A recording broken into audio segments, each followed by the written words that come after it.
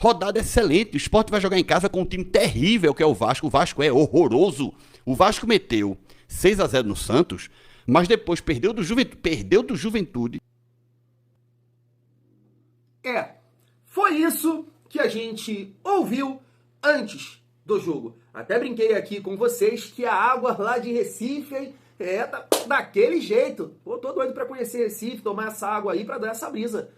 Você quer ouvir o que ele falou depois do jogo? Você vai ouvir aqui nesse vídeo. Ah, mas peraí, Tiagão, não é possível, irmão Nutella, carente, iludido. Não, família, calma, eu vou falar.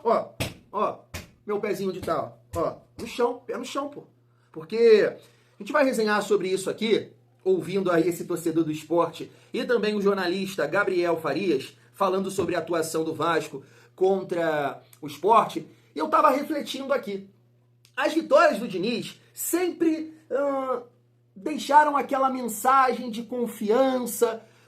Agora vai. Aí fica até arrepiado de pensar na vitória contra o Fortaleza, a primeira, 3-0, amassando eles. O que você pensou? O Thiagão pensou? Vai. Agora vai. A vitória contra o São Paulo, depois um período para trabalhar. Vai. Não vai.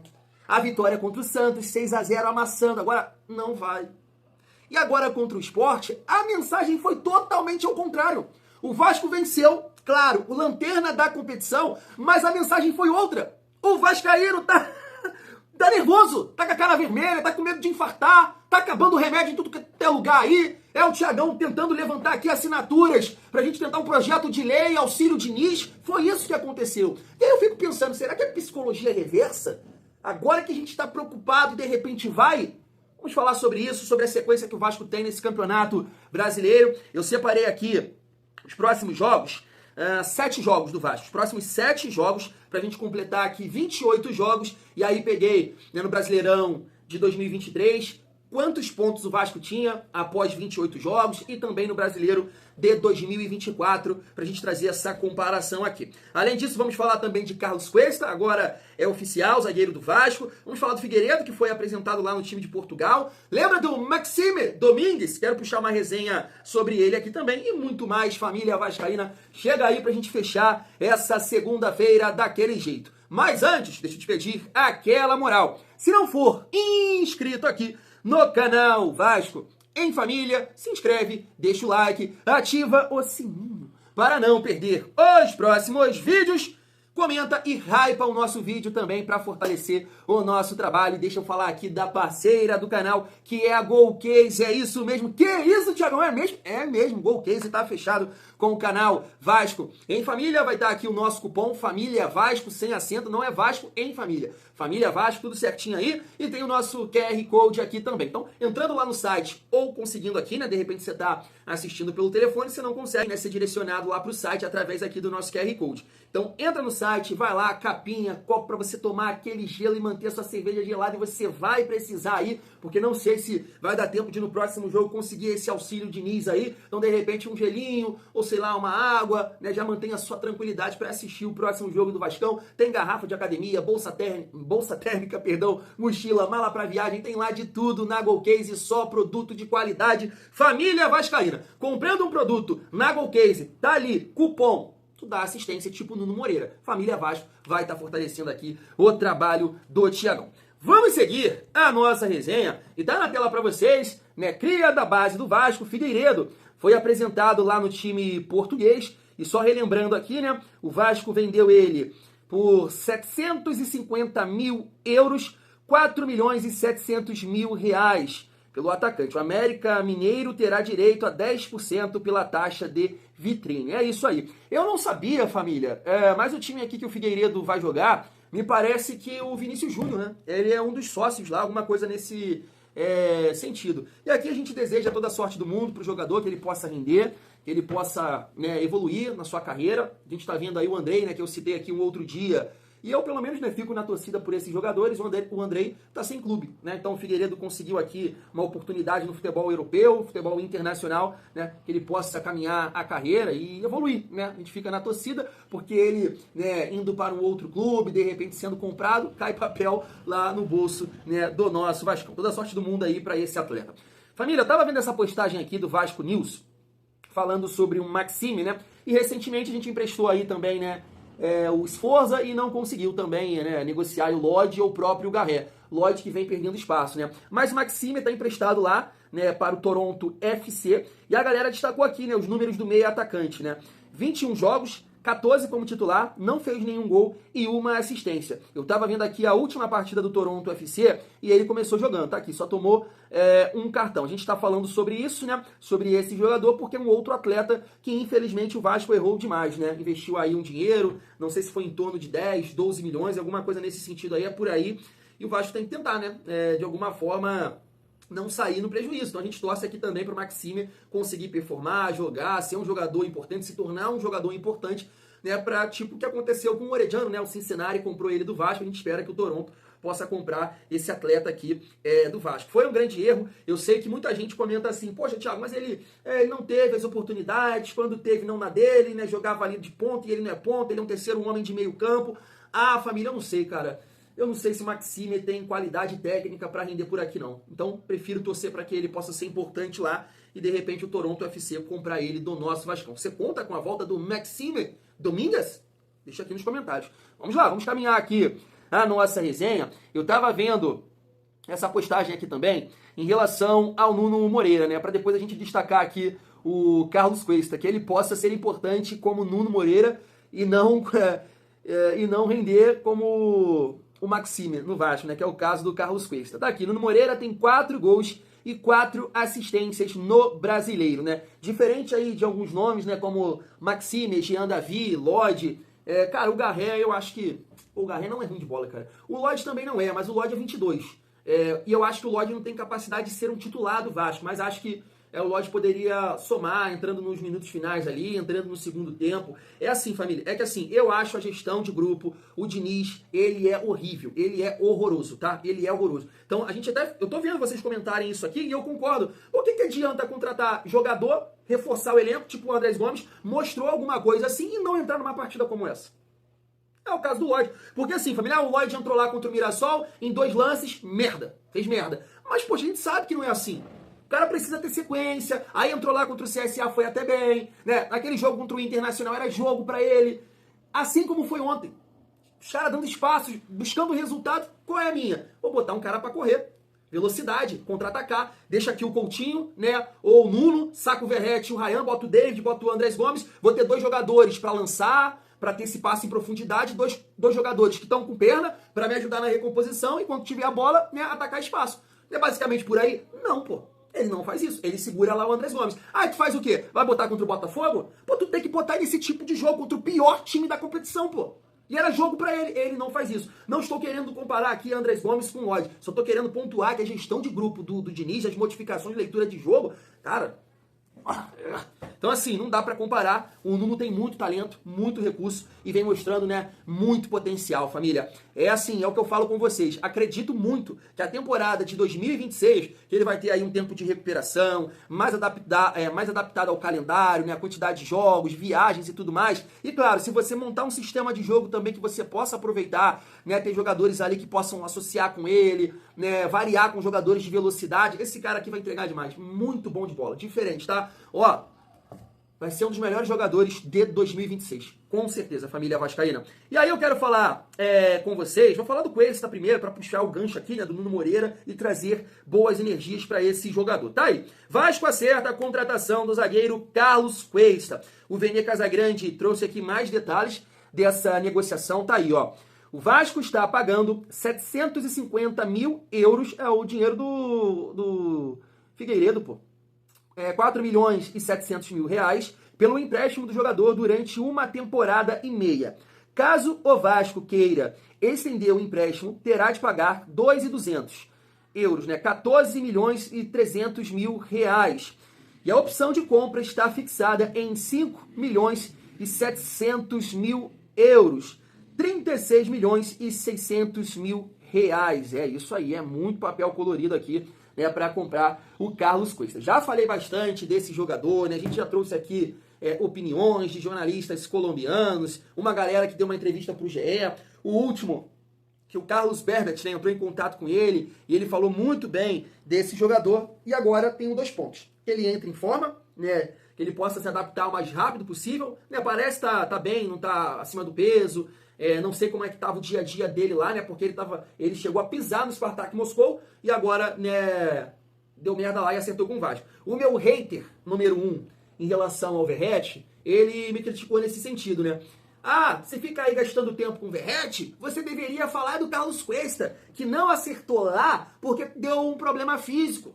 E agora vai estar acertando com ele. Vamos ver, né? Porque assim, a galera aí de fora, acho que foi até aquele Pipi Sierra, né? Que eu coloquei aqui algumas informações dele, ele tá falando lá que não foi isso. Não foi uma questão física. Foi uma questão, uma divergência entre Galatasaray e Spartak Moscou. Então a gente espera que o Vasco, é possível que vai contratar um jogador que não tá bem fisicamente, né? A gente espera que já no jogo contra o Ceará, ele possa estar apto a jogar. E de repente o Diniz, né, coloque ele para rolo. Esse é o outro ponto, né? O Diniz precisa botar os outros para jogar. Não vai ficar difícil, vai ficar complicado. Tá, beleza. Ontem ele botou o Matheus França e ninguém entendeu nada, porque visivelmente o cara totalmente fora de forma. Se o Matheus França é leve... Cara, o Matheus França ali ontem, ele ainda conseguiu ali uma boa jogada, né? Bateu forte, mas em cima do goleiro. Mas se existe a definição de jogador fora de forma ou ritmo, tá no dicionário, Matheus França. E o Diniz colocou o cara em campo e não botou o Andrés Gomes. Eu sou repetitivo, é porque o Diniz me deixa louco. O Diniz deixa qualquer um maluco. Entendeu? Mas é isso, família. Toda a sorte do mundo aí também pro Carlos Cuesta. Como eu disse, espero, né, que ele possa jogar nesse jogo aí contra o Ceará, porque o Vasco tem um desfalque do Hugo Moura, tá suspenso para essa partida, né? A gente não sabe quanto tempo vai levar também pro Jair e pro Tietchan voltar. Até falei aqui com vocês, né, que no jogo contra o Botafogo, o que ele vai fazer sem o Jair e o Tietchan? Será que vai adiantar o Hugo Moura? E eu esqueci, né, do Matheus Carvalho, porque o Matheus Carvalho entrou ontem, né? Então nesse jogo contra o Botafogo é bem provável que ele fique ali com o Hugo Moura na zaga, Matheus Carvalho e Barros na cabeça de área. Já no jogo contra o Ceará, um amigo até falou, pelo amor de Deus, tu tá falando de Lucas Oliveira, eu prefiro o Maurício Lemos. Não, beleza, eu também, mas ele não está sendo relacionado, você esqueceu desse detalhe. Maurício Lemos não está sendo relacionado. O Oliveira está sendo relacionado e entrou contra o Santos, acho que entrou contra o Santos e entrou ontem. Ele tá na frente, eu entendo isso. Eu acho que essa é a mensagem, né? Que o Oliveira está na frente do Maurício Lemos. Por isso que eu cogitei o Oliveira no lugar do suspenso Hugo Moura, pro jogo contra o Ceará, família. E aí a cabeça de área, né, se o Jair e o Tietchan não retornar, não sei também, Thiago Mendes, não sei. Mas até lá, né, vai ter um período aí pra definir, pra decidir. A gente conta também com o retorno desses jogadores. Nesse sentido, família, tá aí na tela pra vocês, ó. Os jogadores do Vasco receberam folga nesta segunda e terça-feira. O elenco volta aos trabalhos na quarta-feira à tarde. E a galera tá até repercutindo aí, né, na Super Vasco, Net Vasco, e algumas páginas que a galera, né, se reuniu ali em Mangaratiba. É isso, tá aí o Alex, Piton, Verratti e Coutinho com as suas famílias. Quem tá com dinheiro no bolso, tira onda. Quem não tá, conta história. Não é isso, família? Bate e volta ali, Mangaratiba, curte uma praia, é isso, tamo junto. Como eu queria ser jogador, cara. Mas infelizmente, família, limitadíssimo. Zé Gabriel me vendo falar dele e vendo uma partida minha, uma atuação minha, com certeza ia fora. Família, para finalizar o nosso vídeo, deixa eu trazer esse torcedor do esporte com essa brisa da água de Recife e também uma ótima análise do jornalista Gabriel Farias. Se liga só. É tromba, viu? E nas minhas redes sociais eu falei o seguinte: gente, Fortaleza e Sport já estão na segunda divisão. São as duas equipes que brigam na parte de baixo, que infelizmente não reagem. O Juventude está reagindo. O Santos, Vasco e Vitória vão ganhando seus pontinhos. E assim, o rebaixamento é quase certo para Fortaleza e Sport. Eu arrisco a dizer que quase certo não. Esses dois times já caíram. E aí vocês estão vendo os resultados, né? No Beira-Rio, Internacional 2, Fortaleza 1 e na Ilha do Retiro, Sport 2, Vasco 3. O Vasco é horrível e nem fez força para fazer 3 gols no Sport. Sport que aqui para nós teve um pênalti ali que foi beneficiado, tá? Porque aquele pênalti a favor do Sport, me faça uma garapa. Se tivesse sido contra, eu estaria aqui dizendo que não havia sido pênalti. Então, ó, aqui para nós, para mim, não foi pênalti não, tá? Mas, gente, não tem pênalti fantasma que salve o Sport. O Sport é horrível. Uma atuação suficiente para vencer o Lanterna isolado do campeonato. Para vencer um dos times mais frágeis da competição. Beleza. Agora, pra competir contra Juventude, Vitória, Ceará, adversários diretos, já não sei se esse futebol dá conta. Pós-data FIFA, o Vasco não vai ter mais esporte pra enfrentar no Campeonato Brasileiro, não. A sequência é pesada, vai pegar um Ceará logo de cara, tem o Botafogo antes da Copa do Brasil, aí depois vem Flamengo, Cruzeiro, Palmeiras. O Campeonato Brasileiro não vai dar descanso pro Vasco. E eu quero acreditar que ainda dá pro Vasco evitar esse rebaixamento sem ter que depender de um jogo na última rodada da competição. E nesse ponto, olhando pro desempenho contra o Sport, cara, coletivamente a equipe fica espaçada em alguns momentos, dá uma desligada. Eu sei que é um jogo contra o Lanterna, o jogador entra num modo meio relaxado, ainda mais depois de abrir um 3-1, mas a realidade é que o Vasco tomou um 3-2 e sinal o Lucas Freitas salvando uma bola em cima da linha, de repente tinha virado um 3-3, meu irmão. Reforços estão aí, ótimo, Robert Renan daqui a pouco entra na zaga, Matheus França já se soltou ali alguns minutos com a camisa do Vasco, porém, o trabalho na parte coletiva precisa de uma evolução pro Vasco encarar jogos mais pesados no Campeonato Brasileiro, senão vai ser um sofrimento absurdo. Sei que o nível de atenção e concentração sobe de repente contra um adversário mais qualificado. Agora, eu fiquei um pouco preocupado porque não me pareceu uma atuação coletiva das melhores. Tem alguns pontos positivos. Pô, o primeiro gol do Vasco é uma jogada bem interessante. Uma jogada bem concatenada, os jogadores se encontrando no melhor estilo Fernando Diniz. O Nuno, pra mim, foi o grande destaque, né? Fez um gol, deu uma assistência, participou muito bem. Quando esses dois jogadores estão bem, quando eles se encontram em campo, o Nuno e o Coutinho, quando o restante da equipe favorece também o encaixe deles, o Vasco ganha muito em qualidade. Foi o que a gente viu nos melhores momentos do Vasco ontem, mas os piores momentos do Vasco da partida me preocupam um pouco e me deixam com uma certa desconfiança pensando nesse pós-data FIFA, porque a melhor sequência do Vasco já foi, né? Aquela sequência que a gente encarava como a ideal, com o Vasco pegando Juventude, Corinthians, agora o Sport. A sequência que vem pela frente no pós-data FIFA me preocupa, me deixa um pouquinho ressabiado com o Vasco. Tá vendo, né? Ó, pé no chão, pé no chão. Eu não tô aqui pra tirar onda porque a nossa situação nesse momento não deixa eu tirar onda com ninguém. Mas família do céu. Como, né, um torcedor do esporte, não estou me referindo ao clube, estou me referindo a um time que tem Léo Pereira, Téric Lacerda, Lucas Lima, Mateuzinho, Kelvinson, entre outros. Vai falar isso de qualquer time. Ah, tu viu no início do vídeo? Perdeu pro Juventude. É, de fato, a gente carrega isso e a gente tá revoltado que perdeu pro Juventude. Mas o Juventude está a 11 pontos do esporte.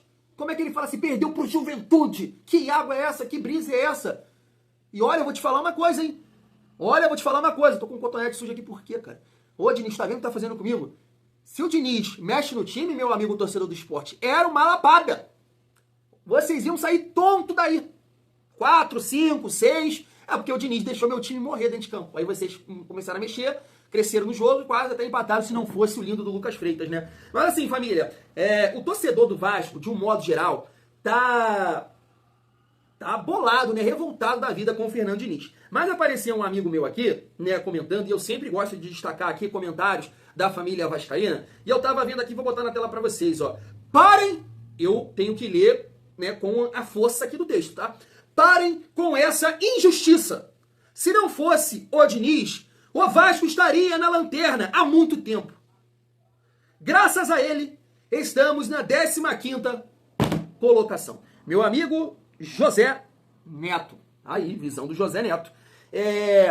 Cara, vou pegar o gancho ali do Gabriel Farias para falar do trabalho do Diniz. A galera sabe, quem me acompanha há mais tempo em relação ao Fernando Diniz, que eu sempre defendi a contratação do Fernando Diniz, principalmente em comparação ao trabalho do Carille, tá? Porque o Carille, na minha opinião, não tinha as peças para desenvolver o trabalho dele. O que realmente ele sabe, limitação. Tipo o treinador do Cruzeiro falou, eu tenho as minhas limitações. Eu não consigo encaixar Gabriel com Caio Jorge, com Matheus Pereira. De repente, um outro treinador tem essa capacidade. Eu não consigo. Então, olhando as peças do Vasco para o trabalho do Carille, eu falei, não tem encaixe. O Souza falou sobre isso. Como é que a gente vai pegar o estilo do Carille? Ele falou isso no podcast. Jogar atrás da linha da bola, jogar lá no meio campo e contar com o Verratti para contra-atacar, com o Coutinho. As coisas não vai caminhar. E aí depois chegou o Nuno, né, o Ryan cresceu com o Diniz, né, mas o Ryan chegou a jogar como titular, né, com o Carille ali no jogo contra, né, o Nova Iguaçu, verdade. Ele chega a entrar também em algumas oportunidades ainda com o Carille, ele faz gol contra o Sport, né, entrando no decorrer da partida, mas não dava. Por exemplo, hoje, se a gente pensar no Andrés Gomes em forma, Matheus França em forma, aí o Ryan em alto nível, mas está em alto nível, né, por causa do Diniz, a gente tem que pontuar isso, tá? Eu acredito que o Carille poderia fazer um trabalho melhor.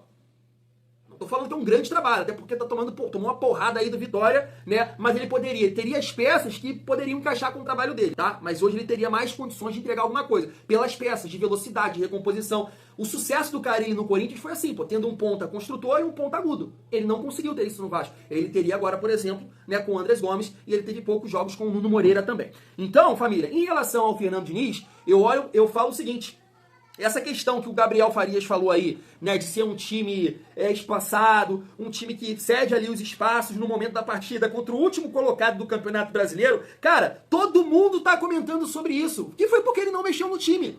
Se ele dá sangue novo, se ele bota a perna nesse time, a gente não ia ceder os espaços. A gente ia ter força pra atacar, a gente ia conseguir botar na roda. Não, ele botou o Sport no jogo, mano. E isso tá incomodando todo mundo, cara. Poxa, tem mais gente aqui me mandando mensagem lá no Insta, tem gente comentando aqui, caraca, esse Diniz vai me matar, esse Diniz me tirou do sério ontem. Justamente por isso, porque com 10, 15 minutos teria que dar sangue novo. Era aproveitar o momento que o Sport estava morto, acabado mentalmente, e botar a correria pra cima deles, sangue novo pra cima deles. Não. Ele esperou o Sport tomar a decisão, marcar um gol pra depois mexer. Isso é surreal, pô. Foi igual no jogo contra o Corinthians. O time pedindo, mexe, tá cansado, tá tendo espaço ali. O Nuno de volante não tá dando. O que ele faz? E espera o Vasco tomar o gol. O Vasco toma o gol. Aí o que ele faz? Bota o Barros de cabeça de área e bota o Andrés Gomes no jogo. Pô, vai... Entendeu, José? Essa é a revolta do Vascaíno nesse momento com o trabalho do Diniz. Agora, o Diniz é a vida do Vascaíno, irmão. Eu não sei, assim, essa novela que a gente vive, cara, sabe? Lá no céu, lá quem tá escrevendo aí, Senhor Deus, a nossa novela é cheio de...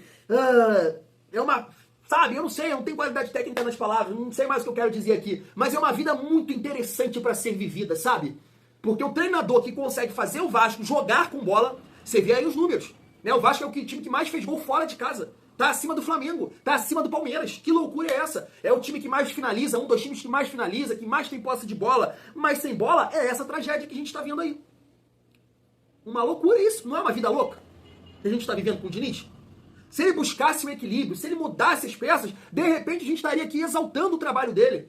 Porque o Vasco poderia estar melhor no Campeonato Brasileiro. Mas é o ponto até que eu tava ouvindo. De repente, essa dificuldade que o Diniz tem no Brasileirão é muito por isso. É muito por isso. Porque ele não tem essa leitura. Ele deixa o time morrer dentro de campo. E perde, irmão. E perde ponto. E perde jogos. Ontem. Obrigado, Freitas. Obrigado. Porque, né, foi a cara de dar merda ali. Então, é o que eu falei no início do vídeo com vocês, né? É a primeira vitória do Diniz nesse Campeonato Brasileiro que a gente fica assim, poxa, não vai. Tá estranho. Porque contra o Fortaleza, o torcedor ficou animado. Não deu. São Paulo, não deu. Perspectiva, não aconteceu. Santos, caramba, 6-0, com esse time de mais mobilidade, ele não repetiu contra o Juventude, não tô botando na conta disso, mas perdemos. E perdemos pro Corinthians. Essa vitória contra o Sport, a gente não tem esperança. Não criou nada. Não tem perspectiva. Tem preocupação. E aí é a minha teoria aqui de uma psicologia reversa, e o Vasco conseguiu os resultados nessa sequência difícil que a gente tem. Família, tô colocando na tela aí pra vocês, deixa eu contar, o Vasco tem 21 jogos, né? 1, 2, 3, 4, 5, 6, 7, é isso, né? Completando aqui o jogo contra o Fortaleza, o Vasco vai somar 28 jogos. Fala comigo, quantos pontos você acha que o Vasco vai somar aqui nessa sequência? Cara, vou ser sincero, tá? Vou colocar aqui uma vitória contra o Ceará, muito difícil, mas vou colocar. Acho que o Vasco vai voltar a ganhar dentro de casa. Vou colocar uma vitória contra o Bahia, soma aí, 6 pontos. Vou colocar uma vitória contra o Vitória, 9 pontos. E lá contra o Fortaleza é uma loucura, né? Porque o Vasco sempre perde. O Vasco ganha deles aqui e perde lá. Mas o momento do Fortaleza é terrível. Terrível. Posso colocar um empate aqui? Então, em 4 jogos, na minha opinião, 10 pontos. 10 pontos. Se o Vasco ganhar em casa, né, os jogos,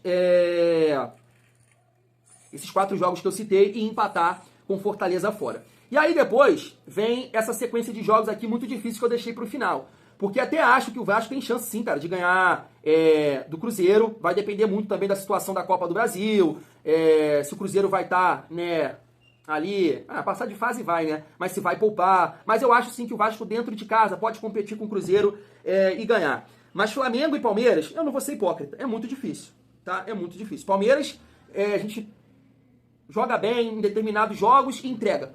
O Vasco entrega. O Vasco é muito fechamento do Palmeiras, né? Tá ali bem, sustentando, não, faz aqui o gol, como foi agora, o Hugo Moura, né? E o Flamengo a gente sabe que tem muita dificuldade, né? No primeiro turno a gente até empatou com eles, mas família, vou botar aqui, derrota pro Flamengo, derrota pro Palmeiras, tô sendo bem sincero, tá? Bem honesto. Não vou aqui jogar pra torcida, que aí eu botaria todos os jogos ganhando aqui. Eu tô sendo lógico, tô sendo racional, emocional, eu boto o Vasco ganhando 7 jogos, é isso que você quer? Ou é pra ser realista? Vamos ser realista, né? Então derrota pro Palmeiras, derrota pro Flamengo, e vou botar um empate aqui contra o Cruzeiro. Então, quantos pontos eu somei aqui? 9, Vitória, Bahia e Ceará, empate contra o Fortaleza e empate contra o Cruzeiro, né? Dá 11 pontos. 11 pontos em 7 jogos. Brabo, hein? Situação difícil, porque o Vasco ficaria, tô botando a classificação aí pra vocês, o Vasco ficaria mais 10 pontos aqui, 32, mais 33 pontos. Situação muito difícil. Pegando a comparação aqui, ó, da situação do Vasco em 2023, família, eu botei aqui, pedi pra inteligência artificial vir pra mim, eu acho que tá correto, né? Não sei ao certo. Mas após a 28ª rodada, o Vasco tava com 30 pontos em 23. Em 24, o Vasco estava com 39 pontos.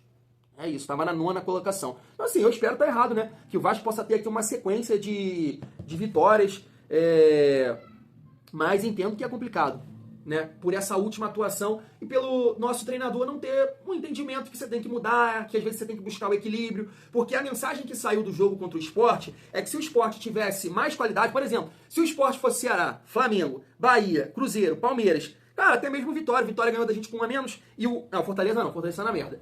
Cara, 6 times aqui poderiam ter empatado ou vencido a partida. Pelo que o Diniz criou durante o jogo, sabe? Então, vamos ver, família. Vamos ver. A gente espera que, né, o Diniz possa botar a cabeça no lugar, assim como o Lloyd, e ele possa utilizar também os reforços e equilibrar esse time. Cansou? Troca. Não vem com essa desculpa não, porque senão vai dar merda. Ah, parte tática, alguém vai dar merda. Vai dar ruim. Tô falando. Fui!